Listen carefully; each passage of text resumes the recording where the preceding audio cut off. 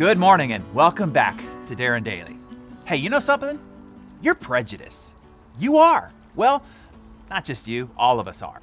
We are all inherently prejudiced, and our prejudice causes our ignorance. I know that you think that all your beliefs and opinions are the result of years of rational and objective analysis, but they're not. Most of your beliefs were loaded onto your psychological hard drive before you even knew what was happening. Everything you know, everything you've learned is from somebody else.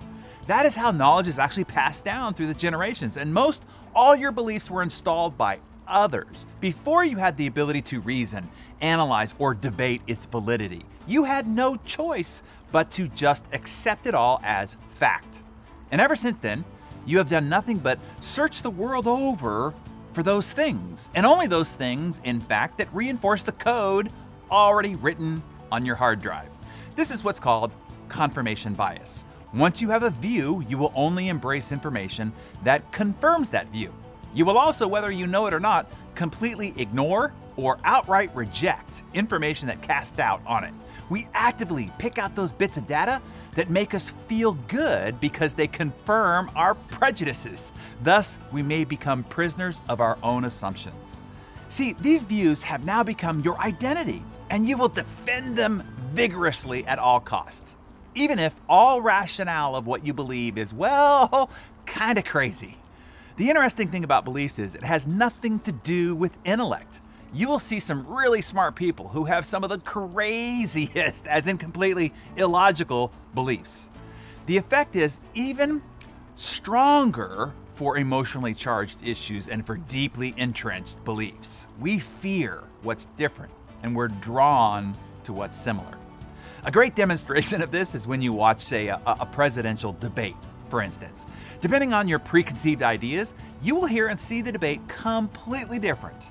You will be actively listening and looking for those things that confirm what you believe to be true, and those things that confirm why the opposing view is wrong.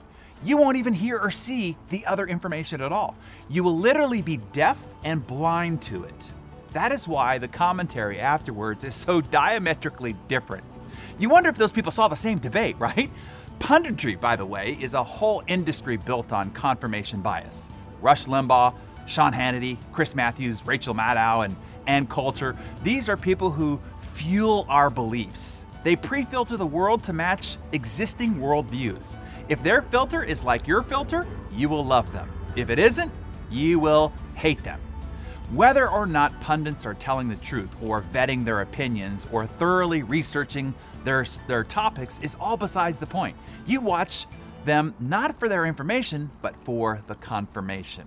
People think that they want news information, but what they really crave is old information. The information telling them that what they think already is true. This dictates all of your quote-unquote learning and growth choices.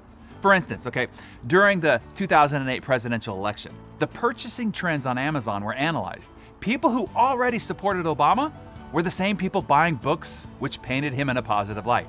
People who already disliked Obama were the ones buying books painting him in a negative light. People weren't buying books for the information, they were buying them for the confirmation. Here's why. You want to be right about how you see the world, so you seek out information which confirms your beliefs and avoids contradictory evidence and opinions. This cognitive glitch that we have, this confirmation bias, is what's making you perpetually prejudiced, and it's keeping you ignorant. It's keeping you from realizing your true potential, from finding truth, and from expanding your mind and being able to experience the world as it is in all its wonderful facets. You have to continually break this ignorance entrenching because it's an automatic process. So here are a few ways. Number one, don't be afraid. Sometimes when people hear the phrase expand your mind, they automatically think that they will be brainwashed into believing some weird ideas. But it simply means to acquire the ability to think more deeply about ideas and beliefs. Number two, think for yourself, man. This is also a much needed quality in today's world. The internet is full of information, social media is full of opinions, and we are so busy and lazy that we end up just parroting somebody else's thoughts without thinking about the topic ourselves. So think for yourself. Do not be dependent solely on what people are telling you. Find out for yourself.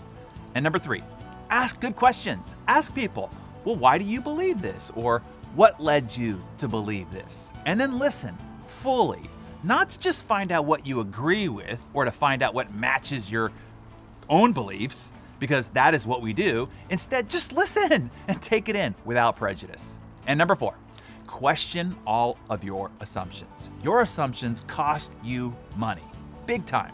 When vetting ideas, we will find what you're looking for.